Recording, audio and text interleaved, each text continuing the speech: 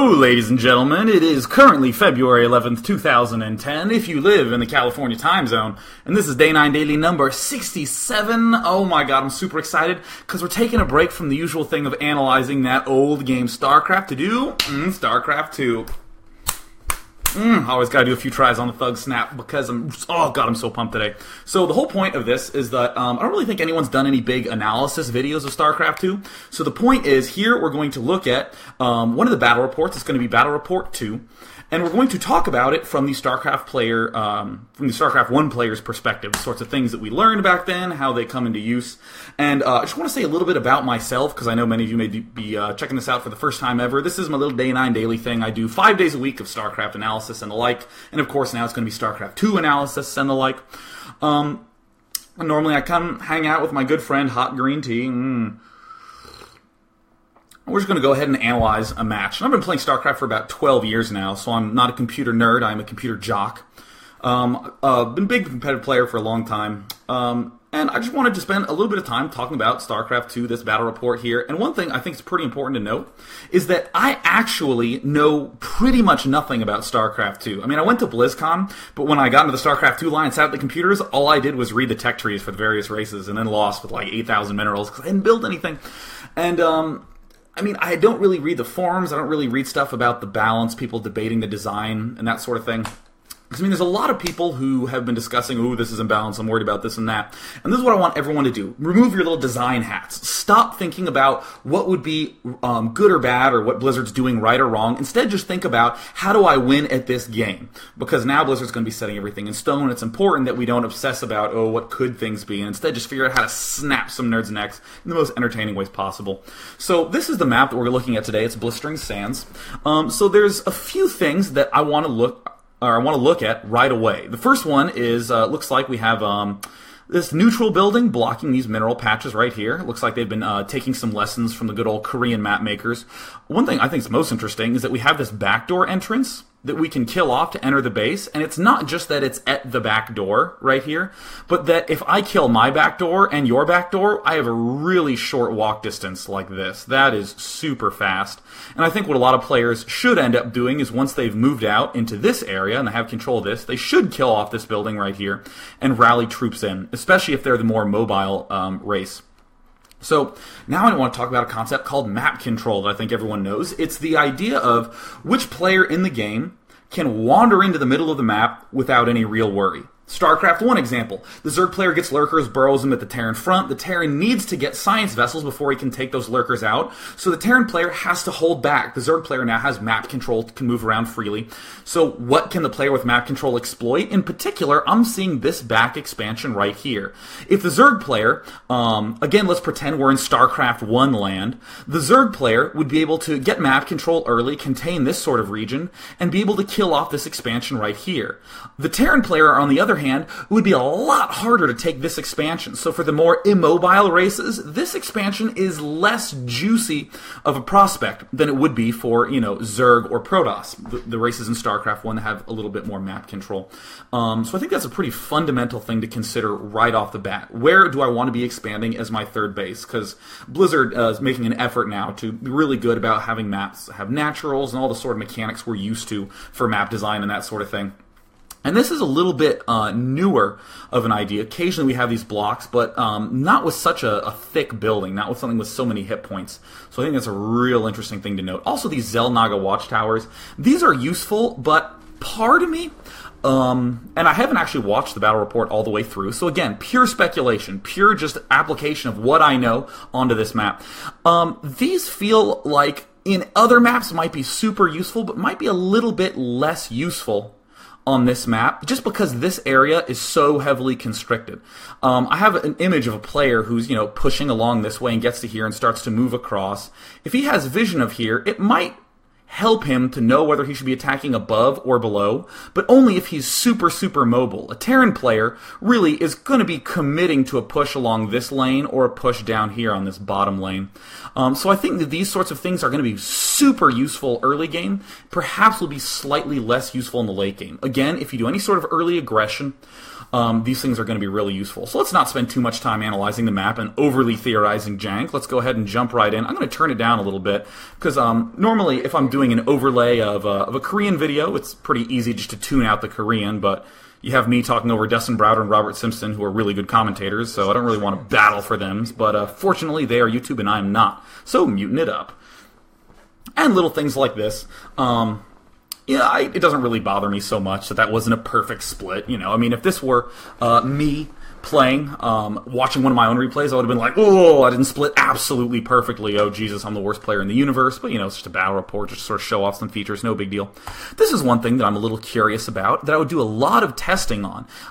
The fact that this Overlord here has a shadow right there. Does this mean that an air unit up here corresponds to this piece of ground? So does that mean if something is right here, that it is within range 1 of this unit, and something right here is that far away from the unit?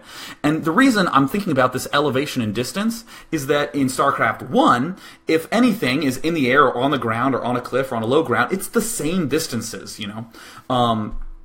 And when you look at the maps, like right here, this overhang, I'm real curious how far a tank can shoot from up here or from up here. So that would be something that I would actually test a lot to see if there are key places that I can abuse or exploit or something like that. And of course, they're just doing the usual thing, pointing out the fact that, there is in fact an expansion here, talking about what a natural expansion is, no doubt appealing to people who have never really considered the competitive aspects of StarCraft, which of course, any nerd who's tuned in right now, be proud of the fact that we're big competitive StarCraft players.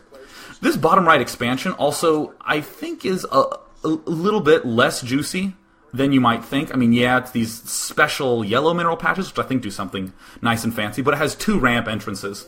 And I've actually been dabbling around with a handful of other some other strategy games as of late. And having multiple entrances to some place, even if they're both really small, is a big pain in the ass in terms of defending. Like, way bigger than you might imagine. I mean, the map I'm thinking of right now is Match Point. The fact that the bottom right and top left expansions have those 2 entrances, it just, ruins everything.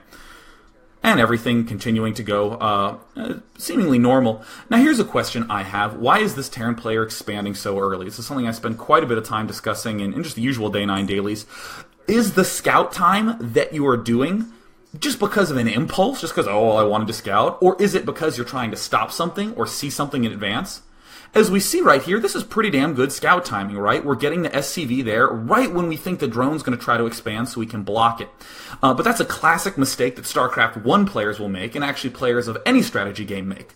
They scout purely for some sort of imaginary fear over what their opponent can do. The way you should scout is you should say, what problem have I been having with my build, and will scouting help that? That's why we see Protoss players scouting super early against Zerg players in StarCraft 1, so that way they can spot 9 pools or early expands or that big deviation. But against other Protoss players and against other Terrans, Protoss generally scout a little bit later, because it's not absolutely critical to do that sort of checking out stuff early on. And we see him doing the good old manner action with the SCV, blocking stuff down. I'm kind of into these little lines denoting rally points, this sort of production station. Nice features. But alas, I am not here to focus on the features. I'm here to focus on how everyone who's watching this stream can crush everyone's faces when the StarCraft 2 beta comes out. And I sincerely hope all you're in the beta. And if you're not, you can watch me stream my games on this same channel right here. So we do see a bunker rush going down. One thing that I should mention right now, bunker rushes are a pretty significant commitment by an opponent in StarCraft 1, and I would imagine as much in StarCraft 2. A lot of people just seem to think that if the bunker gets done and does any shooting at all, that somehow the Zerg player is at an unbelievable loss, and I think that's a bit of a mistake. It's understandable from a psychological standpoint. Oh my god, my opponent got in my face early, and I couldn't stop him from getting in my face for a little bit. Therefore, I must somehow be at a disadvantage, especially when you're put on the defensive. But I don't think that's necessarily true. I think it's important in a strategy game to remain calm in a situation like this, not just for defending it, but we're going to see it's going to do a little bit of damage, because I did watch the start of this before I stopped and said, let's do it on the stream. So I want to talk a little bit about that as we see it. So in terms of the evolution of strategy, let's say this Zerg player lost to this bunker rush. Let's see, this thing right here caused him to lose the game. I noted that only 2 drones came down to defend that, and in StarCraft 1 we've seen bunker rushes held on Everyone, this is Day 9 Daily number 67. We had a little bit of a technical problem that happened just a moment ago where the live stream servers crashed because there were about 900 people tuned into the stream, and it looks like everything's working pretty smoothly right now. I'm getting a nice solid bit rate hanging out here at 25 frames per second. We're just going to go ahead and resume. In case it was lagging out and you were getting some errors beforehand, I was just talking about the idea of holding off early attacks, using this bunk rush as an example. Here already is something kind of cute to note. This should be out of range of the bunker, but what concerns me, though, is that this placement isn't useful in the future. As it turns out, this building can be moved at a later point in time, but I think that what we're going to see is that as Zerg players get better at holding off bunker rushes, the Terran player is obligated to place a little bit farther back, and a big important thing is where your ramp is in relation to your defensive structures, like super important. And I think a lot of people are thinking, I'm talking about run buys, a lot of people are thinking, oh yeah, you need to put defensive structure so it defends your ramp and your hatchery. But let me show you a little bit more, something a little bit deeper in terms of defensive positioning. So right here, let's pretend that we had our sunken line right here, just beneath the ramp so we could squeeze units out to the right. It is really difficult to get a good grouping right here and push forward to attack if the Terran's at our front.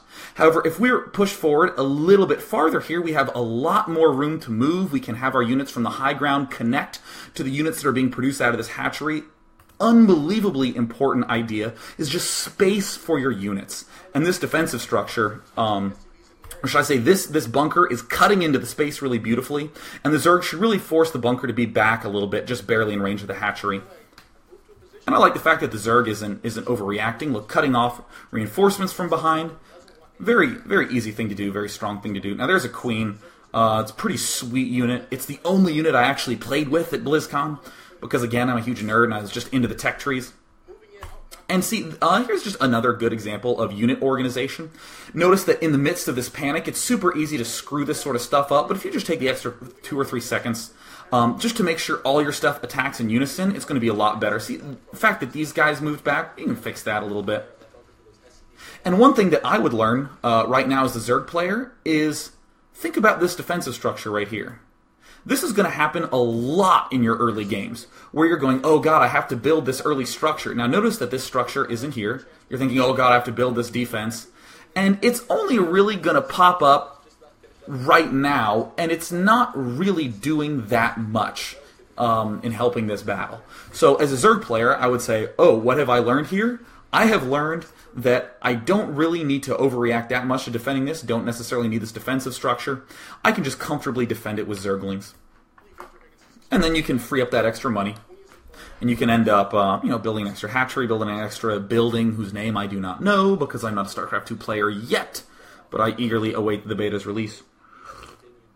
I think this is super smart by Terran, the fact that he has those Marines up there already, just hanging out.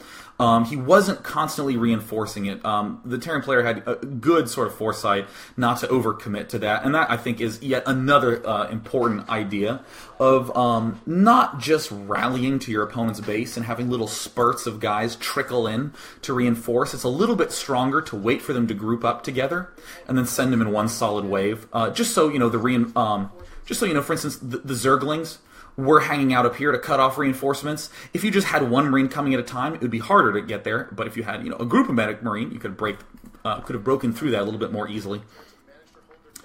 And of course, this is, the only example I'm using right now is this bunker rush. But of course, it applies to pretty much all other aspects of StarCraft. Whenever you have a big attack and you're trying to push in for the final blow, make sure that your reinforcements are big enough to defend themselves. So it looks like he's getting these add-on for his barracks that allow him to do something. I think it allows him to build a new unit whose name I do not know, and I might turn it up just a little bit so I can hear that just a little bit better, and of course I will continue to talk a lot louder. This is cool. We have these broodlings here, which, or not broodlings, banelings, which are the good old, the ground scourges. It's just like a bunch of walking scarabs.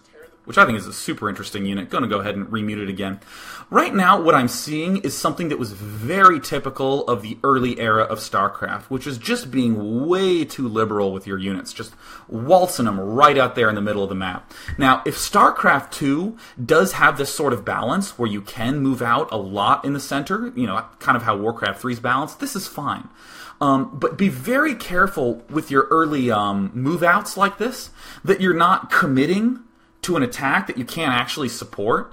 Like, I mean, I'm seeing this Terran buddy move out here and then just get repelled relatively easily and have to run all the way back. And, I mean, if we just think as to what happened in the last few minutes of the game, I mean, Terran just sort of waltzed down there with some SCVs and some Marines and instantly got pushed back. And that's something, you know, definitely to not get too overeager about, moving out too early. So it looks like we have Banelings doing some stuff. And then we have these nice zippy units for Terran that I like quite a bit. The hoppy dudes. And by the way, ignore my naming conventions here. I'm just going to call things what I want to call them at this point in time. I know some of the unit names, and I will use those as I feel fit. So, you know, rearranging that sort of thing. Always, whenever there's a big battle going on, make sure you're macroing really well. And when I look at the minimap, I see a lot of Zerg units rallied to the base. That's another sort of thing that's an issue, is that when you have an attack that might be kind of working, players incorrectly favor trying to kill their opponent very, very early on, instead of just taking an expansion. So Zerg player we see reinforcing a lot, doing a lot of damage. I am super curious as to why Zerg isn't just happily killing this thing off. Whether it really is an enormous threat to have these Terran units popping out here. So there's some nice micro going on there, sort of moving things around. Yeah, look, yet more Zerglings. I really want to know what the purpose of those Zerglings is. And notice here that we're letting the money get up to around 600. Oh no, in StarCraft I always say keep your money below 400 at the very least. And of course, you know, they're doing this as a battle report for show and that sort of thing, and I'm not here to criticize and be like, oh, the designers don't know what they're talking about.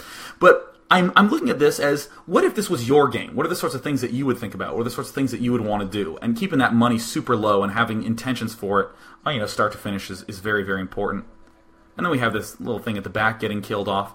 I also note that the Terran right now has built a bunker right here, and the command center is being built right back here. Seems a little inconsistent. Would want the, you know, the command center being built down there. And the lesson I would take from that is to make sure that you make sure you're not building defensive structures too early, that you're lining them up right on time. It would be really nice for the Terran player to have moved down and built a bunker right as he was building his command center, or maybe build it a little bit beforehand. Oh, and that's such a cool feature. Really love that nice little move there by the Reaper, and I think this is a fantastic mechanic. But I shouldn't get overeager. Oh yeah, this is the sort of thing that a lot of players are going to obsess with. They're going to be freaking out about tactics. And I think that's the most normal thing. The thing that you're going to see almost all players do right at the start of StarCraft 2 is think of all the tactical stuff that they can do. And when I say tactic, I mean something that happens in like under 15, 20 seconds or something like that. So there we see, you know, I'm going to burrow my Zerglings behind these shrubs or whatever you want to call them, behind these trees so he can't see me, and then when he runs over, I can unburrow and kill him off. Oh, that's really cool. And people are going to go for those tactics, and their builds are going to be geared toward getting those tactics up relatively quickly. Or, you know, a Zerg player might just be doing his normal thing and think, oh man, wouldn't it be neat if I just got burrow right now and then did this tactic? The issue is you want to make sure that there's some underlying strategy, that you have more goals, that you know when you're going to be expanding and where you're going to be expanding and these sorts of things. And to try to think in a start-to-finish fashion. Not just, I'm going to use burrow for this one trick now, but can I use burrow for an extremely long period of time? The Zerglings that I'm using to burrow, can I use those Zerglings for other things right now? So, for instance, killing off that neutral building at the expansion, going and getting those Xel'Naga watchtowers. Those are really important things that you want to do to make sure that your tactics are not overriding your strategy. And when I say strategy, I mean the start-to-finish game plan you have going on there. And excellent little stuff going on by David Kim as he's building that extra supply depot there at the back. And see, this is the sort of thing I'm really liking. Why are we building Reapers early on? Well, not just for defense and not just for killing stuff off, but we can easily poke around the map. We're getting these Xel'Naga watchtowers. And I was talking about how these were going to be a little more useful early on, I feel, than in the late game. So making excellent use of them in the early game right now. And look, picking off some Zerglings, I love that. And look, and he's easily able to come back. He can just maneuver this around just fine. He's almost going to lose it. But it's the same sort of thing. What are the units that are going to give you excellent map control? And it looks like that very fast Reaper unit is a pretty important tool. And there's a lot of map control-oriented features. So, of course, note how everything I've said is just from my perspective as playing StarCraft 1. I'm not super familiar with everything these units do. I don't know how much damage they do. I don't really know the life. But I'm seeing that they're fast and they can pick off these Zerglings relatively easily in small numbers. And I'm liking that. And look, yet another purpose for these Reapers at this stage of the game. Helping to defend this back area. Now, something I'm thinking about in the back of my head all the while this is going on. Now, here's a great example of strategy versus tactics. We're seeing these Reapers bounce around the map, do all sorts of neat stuff, dart over here, sort of move around here. And that's great, but I'm thinking of the fact that there were 2 barracks built early on. Are those 2 barracks just going to be used for these units? Or is the Terran going to back up and make a whole lot of other stuff? That's a big issue that's going to happen in a lot of circumstances, where people will go, aha, I am valuing strategy.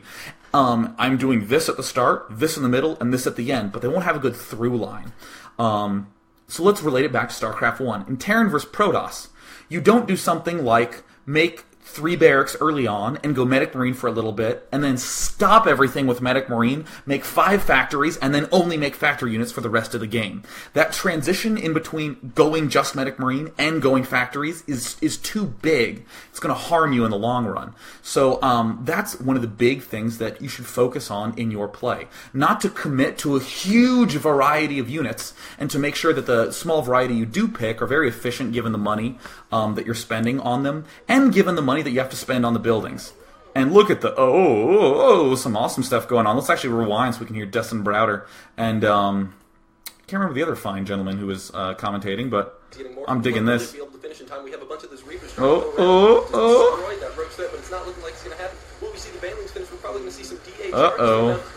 This is so great. Terrible damage. Oh, of course we have to have an instance of that here. We can never take ourselves too seriously for too long a time. So that's my question right there. What was the purpose of pushing out there at that point in time? All relates back to the idea in strategy games of timing pushes. There's one player who has map control, in this case it would be the Zerg. So Terran wants a good time at which to move out, so that he's maximally effective.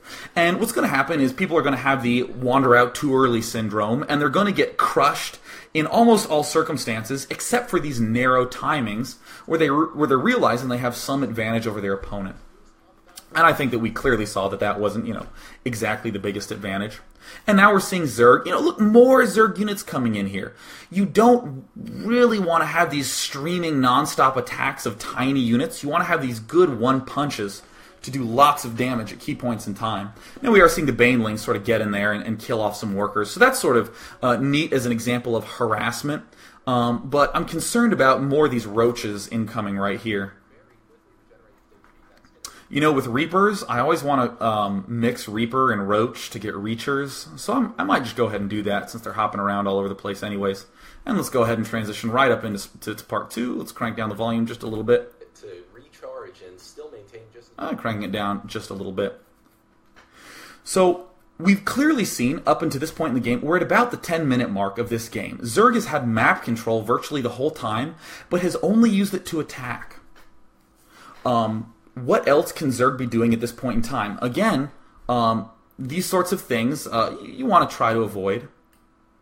And again, I'm not trying to bash on the StarCraft 2 designers. They are just trying to create an entertaining demonstration. So actually for them, it's probably a lot smarter to have this sort of non-stop action. But remember, games are not about having fun. They're about winning. So thank God you're tuning in here. So yeah, look at this total map control. Zerg rallying to the Terran's front, but nothing going on anywhere else in the minimap. I'm even a little bit concerned that there's not enough spotting going on at these bottom edges and at these top edges here. You want to have good vision over these edges because that's where the drops really penetrate. And oh, by the way, we have just hit 1,000 viewers. Oh my God, big. And of course, with 1,000 viewers in the stream, crashing's going to happen every now and again. So it looks like everything is going fine and dandy. Going to go ahead and unmute it briefly just to once again make sure that everything in the stream is working fine. It seems to be pretty smooth, so looks like everything is doing nice and fun and well right now. So let's go ahead and pause everything at this point in time. Fantastic. Sorry about that little glitch. Again, it's bound to happen when we're doing a nice little commentary at 7 p.m. on a Thursday, as everyone knows is prime geek time. So yeah, all this map control here. Want to be doing something for map control, and oh man, that's one of my favorite mistakes in StarCraft 1. When you rally somewhere and all your overlords just rally right there, and the overlords are confused. They're just like, "Bruh?" And you're like, no guys, no, you're supposed to be rallied here. And then all of a sudden, when they push out and you lose your contain here, there's a bunch of overlords, and you're like, run guys, and they're just like, "Bruh! Bruh!" And you just feel awful because you lose every single overlord you have. And, you know, it's no fun for anyone. So be careful with your overlords with rally points. So look, now I'm starting to feel like this is a nice timing. Looks like these big, ultra-armored dudes, whose name I do not yet know, are allowing for a good opportunity to move out. So again, we want to have some purpose for when we move out. If your purpose is just to straight up kill him, that's okay. That's a noble purpose. That's why you're playing StarCraft. But look at what else Terran's doing. Love this. Look, he's going for the Xel'Naga Watchtower, which might be the only goal of moving out. But especially if you're doing an attack, you want to be doing something like doing an attack so you can set up a contain. Doing attack so you can get some key piece of terrain, plant mines there or something like that. Move out to attack so you can expand a lot more safely. You always want to attack plus something else. Attacking just for the sake of killing him is a little dangerous. And of course, you don't have to attack and expand immediately, but these are the sorts of things you want to keep in mind. And I love the fact that there's these sorts of things right here that give a little bit of extra purpose to your attack. So see, he's getting vision here only to be like, uh-oh. And Zerg doing a nice job of holding everything off. Oh, look at the Banelings. Oh, God, that unit is so cool. And of course, I'm almost certain that a use map setting is going to come out eventually where each player only gets Banelings. And they're just sending masses of Banelings and trying to swing it back and forth World War I style. Now here's something that the map control player always wants to go for, is to create more entrances into his opponent's base. This actually reminds me a lot of a map called Cultivation Period, or Sin Pioneer Period, which you can all look up on the Team Liquid Pro Gamer database. There was a wonderful game between the old school Zerg player Yellow and an excellent Terran player named Cassie, C-A-S-Y.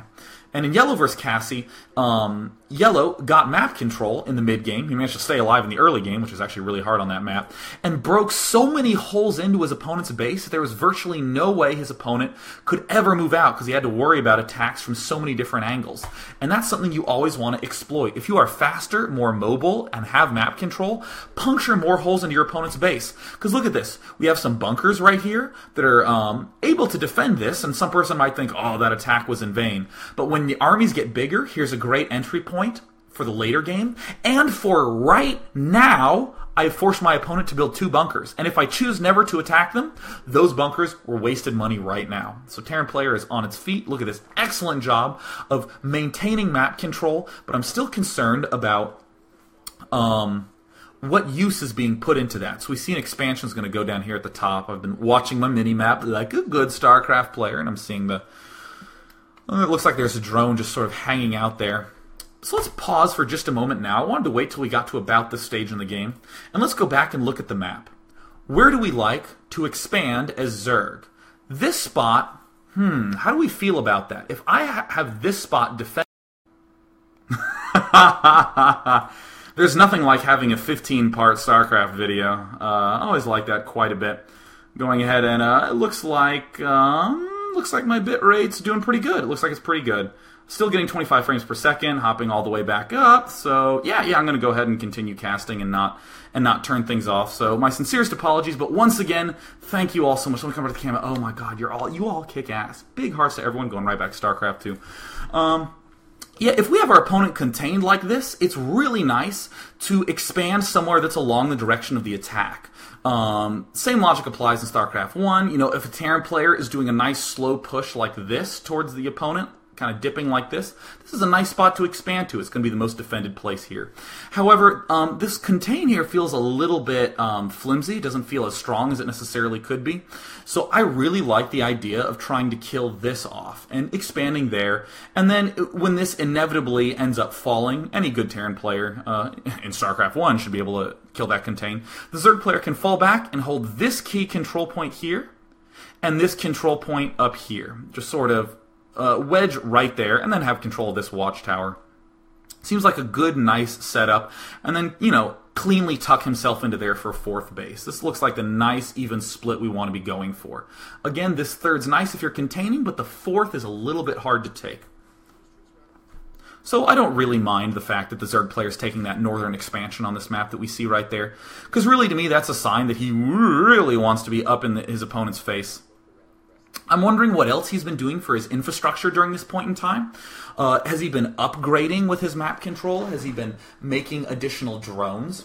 All very, very important questions to ask yourself whenever you have some sort of map control. Because since most strategy games have these timing pushes where players sort of burst through whatever block you've set up, you want to make sure that you're taking advantage of all the time until that point.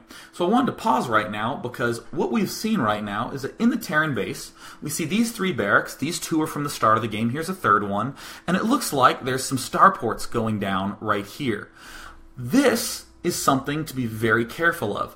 Is this player going to continue making out of all these barracks and make out of all these starports? You know, if he's doing that, that's great. Be very and welcome back. This is Day 9 Daily, number 67. This is probably part 15 at this point in time. Looks like everything's going okay now, but of course with over 1,000 users on a Thursday, their server's gonna crash, especially because I didn't actually tell them I was doing this. But that's okay.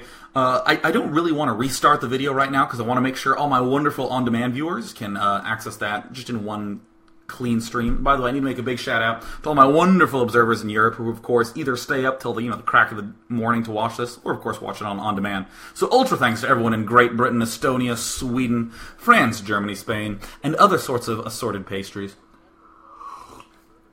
And we see an SCV doing a scout here, liking this, just trying to poke around. Don't have map control, really useful to just do a little extra poking around with scouting. Look at these nice defensive structures. Looks like defending from any sort of counter-harassment. Excellent. Love that sort of thing. Always planning for the harassment and whatnot. Would prefer a little bit more spotting here. You know how I was joking earlier on about the fact that overlords were rallied here? Well, if they're rallied here and this contains temporary, you can split the overlords up here and down there. And that is how you set up a nice ring without necessarily having to get some speed upgrade. So it looks like having some nice little burrowing action.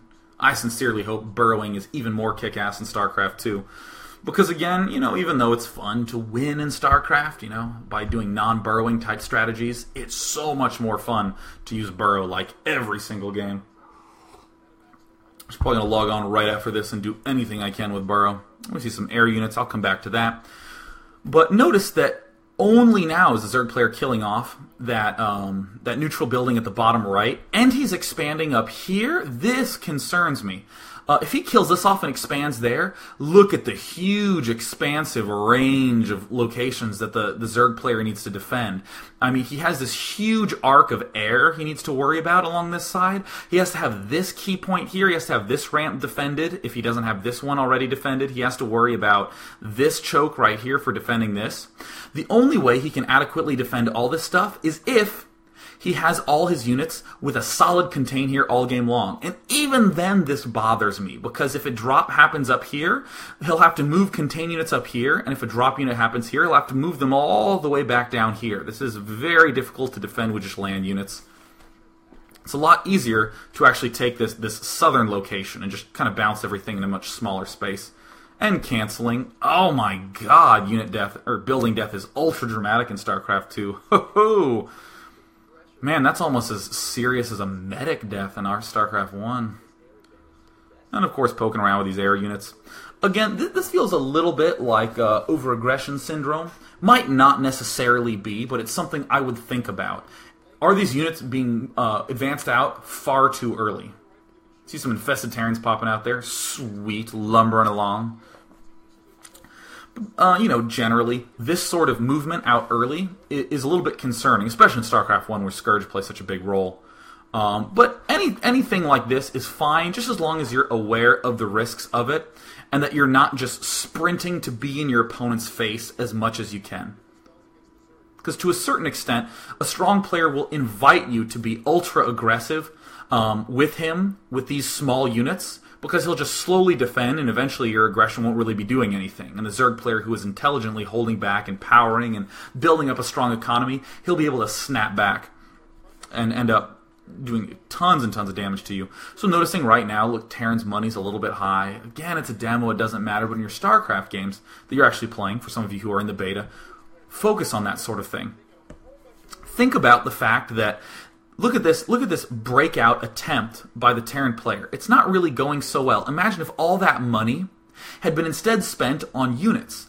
And this is less a criticism of the Terran and more me saying this is how you discover timing pushes. And this is how you might look back at your play and say, this breakout didn't go so well, but I had all this money in the bank. What could I have spent that money on to bolster this breakout attempt? So we're seeing this action happen right there. Going ahead and eliminating stuff right there. And this could have been quite a bit stronger, I feel. And the unit counts right now are pretty small. This would lead me to believe that this isn't the optimal sort of timing push to necessarily do. That is, of course, assuming that timing pushes exist. It might just be like Warcraft 3, where units can comfortably move around the middle of the map and you're sort of constantly reinforcing. But notice how much the Terran player has to move forward and back, and think about how many units have died. If all those were in one little cohesive lump, they just advanced out in one big strong punch, it would do a lot more damage. All sorts of cool stuff happening around the map. My favorite part about the StarCraft franchise. Always a lot of action going on all over the map. And think about right now how much fun it would be to actually go back and get all the information here in these bases. We've only just seen pretty much battles and movement of the units. There's all the upgrades and the timing of the tech and stuff like that. I'm super, super excited for the game. And of course doing this nice little abuse of the control point. Notice again, this movement forward doesn't feel elegant. Doesn't feel like one big strong attack. It really, to me, feels like Terran has been advancing out nonstop this game and continues to get repelled, and Zerg has total map control the entire time, but he hasn't abused it by taking the bottom right expansion. And of course, this might just be a fluke. It might just be the fact that the Zerg player got a specific advantage that he's aware of, because he's played the game far more than any of us have, and knows that he can set up this contain and knows how dangerous taking another expansion is. But still, it's something that I think is very important to think about. This use of map control. And now it looks like Terran's really starting to get his force moving forward a little bit more aggressively here. One thing that I want to talk a little bit about right now, since we're just seeing some little skirmishes go on here and there, is how you distribute your money.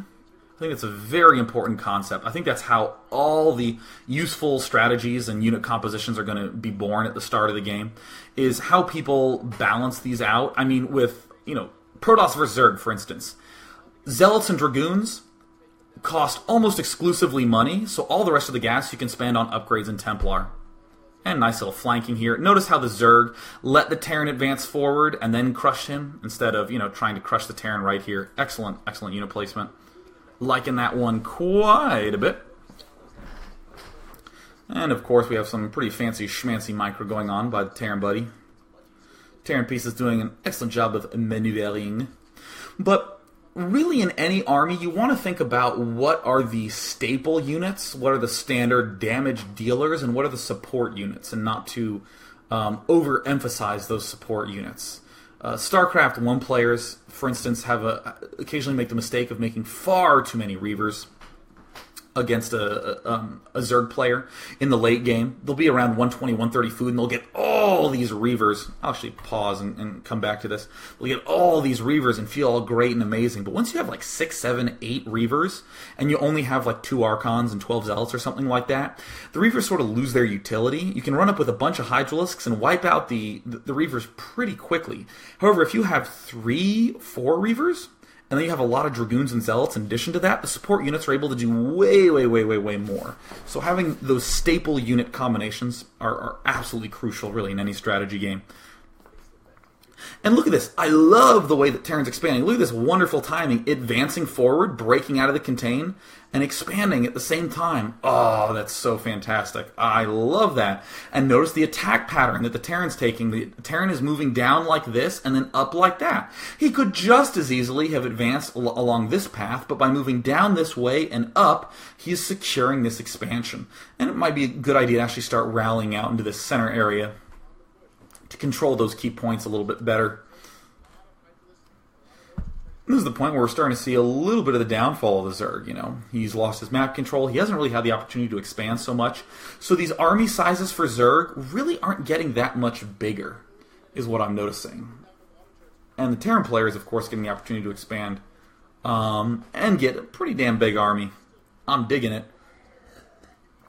Cute little tactics by the Terran. I would have preferred that these air units fight just a little bit, and if they're low on life, run away. It's the right idea to pull what you can get away with out of the battle right away. But I personally think it's always good to try to maximize the effectiveness of your units. I feel like those air guys, little air buddies from Terran, could have done some more damage in that battle and then backed out. Either that or they're weaker than I think, because we just saw a Queen take it down right away. And the Zerg player trying to be ultra aggressive right here, taking it out. Terran unit's a little bit far behind. So one thing that I saw there is that the Terran player moved down this way, and then moved those air units around this way. I'm starting to think it depends on how Terran felt about his position. Normally what you'd want to do is fall back like this and wait for the Zerg units to be right there and then hit him with a wider concave and then send reinforcements and maybe even fall back to these bunkers. You want to have your attack and retreat paths sort of the same because in a sense, anytime you have units here, you're defending this area. And that's the only way you can, keep this expansion alive. But the instant the Terran player moved right here, Terran committed himself to no reinforcements. There's no way the Terran units were going to be able to work their way around here. He made this expansion a little bit more vulnerable. The only reason this is really good to move your units down here is if you're panicking because you can't get defenses up here in time. And if you'd retreated, you would have not only lost all your units, but then lost the expansion right away. So again, something to think about. We're seeing a massive Terran army come right back here. Would have liked if that Terran army had been there to just slowly reinforce. SCVs were pulling away. Would have liked the SCVs to just pop right there and stop moving and glitch everything out. Because all these Terran units with range are doing quite a good job. And the Terran SCVs could have been sent right back to mining. Little adjustments like that, I think, are the most important thing. Because people are going to obsess about counters. People are going to obsess about things like, I'm doing this strategy. What's the best way to counter it? And then they're going to, do whatever strategy they think counters it. And then when all of a sudden that strategy starts losing, they're like, well, I need to find another counter to this. So they'll start with strategy X, and when strategy X doesn't work, they'll move on to strategy Y. And really what you should be thinking is not, how can I find another strategy that's better? Think of, how can I make what I'm doing right now better? Very often in StarCraft 1, the solution to making strategy X work really well is to do strategy X better, or to be very subtle with how you scout and to do little tiny gentle rearrangements. I want to briefly back up here for this fine little point. So, that's one thing that I would emphasize quite a bit to all new players. Now, let's see how the Terran reinforces this. This is exactly what I'm talking about with reinforcements. Notice that this big army was moving forward in here, and Zerg's kind of like panicking, oh my god, can I possibly defend this? And then look at how this reinforcement comes in. That's a nice, solid army size. Without even knowing any of the units in the game, notice how the size of that army was proportional to the size of this army right here. This army can reach this main attack force without that much threat of being intercepted by anything. The reinforcement group defends itself. And notice how it adds a nice, good push to this big attack. You can do the final little shove over, and this is where the Zerg play are good games. So I just briefly want to review the sorts of things that we got to see in that game. It seemed to have a lot of the theme of Zerg just holding on, being in the Terran's face, putting tons of pressure on him, containing him. Oh my god, nothing Terran can do. And then Terran just just completely crushed the Zerg. Just right in the last 5 minutes, just walked right over him, which is pretty typical if you think about the way the matchups work in the original StarCraft. The way timing pushes work in Terran vs. Protoss. Zerg players who are going all in with 2-hatch Muta style against Terran. In those circumstances, it's really important just to be comfortable holding on and then doing that final sort of shove back. So if I'm Zerg, I'm trying to think, how could I have gotten all the advantages I wanted during that long period of time where Terran couldn't quite move out? That's the first thing I would think about strategically. I'd also think about, how can we do some additional harassment in this game? I didn't see any big attempt to, hit any of our opponent's mineral patches. Not critical, again, because it's just a demonstration of the game's potential, but these are all the sorts of things you want to think about incorporating. And, of course, all these little adjustments you make, such as throwing harassment in the mix, think about how that affects your mineral distribution. If you're doing a storm drop in Protoss vs. Zerg, that's a lot of gas to do that storm drop. Is that affecting your big army? Is that preventing you from getting an upgrade that would bolster your big army? These are the sorts of things I want to talk about, and I'm going to briefly open up everything to just a handful of questions and make sure that they are sort of StarCraft theoretic related. If you're curious about how to stop this Terran versus Protoss strategy in StarCraft 1, hold it off till the next show. So I'm going to go ahead and unmute things a little bit here. And then we're going to wrap things up in just about 5 minutes or so. Because we've been going for about an hour right now. So, we're just going to go ahead and take a handful of questions here. Just let them flood right on in. And, let's go ahead and mute the chat right now and get a handful of questions here. So, I actually like this question. It's the most reasonable one. Stow Live says, please give us your overall comment about StarCraft. Do you think this will be a good game, and do you think the Korean pro gamer will switch to StarCraft 2 after a few patches? I generally view StarCraft 2 as a different game. It's almost like if you're a professional chess player, you're like a chess grandmaster, and someone says, well, Chess 2 is coming out, are you going to switch to that? I think that if StarCraft 2 turns out to be an incredible game, we might just see two simultaneous scenes, the StarCraft 1 and the StarCraft 2 scene.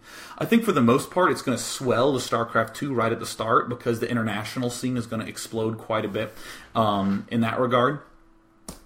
So I think right now, from what I've seen, StarCraft 2 has all the key aspects that I love about StarCraft 1. First of all, action going on all over the place, lots of units. Notice that in this game, we didn't even get the opportunity to look at the players' bases, and there was still enough entertaining things going on that we were never bored at any point during the game, which is something that Warcraft 3 occasionally suffers from an observer perspective. Warcraft 3 is a great game from a player's perspective, but occasionally as an observer, you'll go to the base and it'll take up one screen, and it won't change for that long a period of time, and the entire army fits in one screen, and these sorts of things. So I think from an observer point of view, excellent sorts of things. I'm hoping that we're going to have a lot of cool dynamic strategies, and no doubt in my mind, StarCraft 2, at the very least, is going to be an unbelievably fun, awesome game. I mean, they're Blizzard. Blizzard tends not to screw their games up. I mean, with Warcraft 3, they had to live up to StarCraft 1, and Blizzard did it. They made a game that had a fairly robust competitive gaming scene for a long time. Excellent. Actually, I shouldn't put that in the past tense. It has a fairly robust competitive gaming scene. So Tom Phoenix says, what's your opinion on the clarity of the game right now?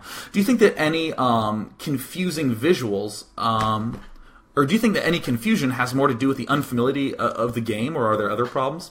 Clarity of the game right now. I think for the most part I would refer to the visual style on that sort of thing. Is it easy to distinguish the foreground elements that you can control with the background elements? And, from what I saw today, I had absolutely no issue following the action. This is one of my first games of StarCraft that I've ever seen ever. The one thing that you saw me comment right on at the start was, how do the units in the air relate to attack distances with units on the ground? That might make micromanagement a little bit difficult, because, for instance, with Muta sniping, Zerg players are really used to knowing what the distances are just around the Mutalisks. And it might be a little bit obnoxious to imagine Mutalisks in 3 dimensions saying, oh yeah, and if it's above you, it's kind of like this distance that you're looking at. If it's to the right, it's a little bit longer, and if it's beneath you, you get this really huge range. Those are the sorts of things that I'm primarily concerned about. So you know what? That's going to go ahead and wrap up Day 9 Daily number 67. Once again, thanks to everyone who showed up live, all 1,000 of you, and thanks again to all the on-demand viewers who are no doubt watching this from my wonderful buddies out in Europe. And that's going to wrap things up, and I'll probably end up doing these sorts of comments on the future battle reports. And before all of them, I think I'm going to try to mention how much more I've learned about StarCraft 2, because again, this is the first video I've seen of anything of StarCraft 2. And notice that I didn't even know the names of a lot of units. Fortunately, I was trying to watch the bottom to try to record them. But with such limited knowledge, we're still able to talk about the game in a reasonably intelligent manner using the tools we learned from StarCraft 1. So if any of you are not playing your StarCraft 1, you all should. So thanks so much, everyone, for tuning in, and cheers!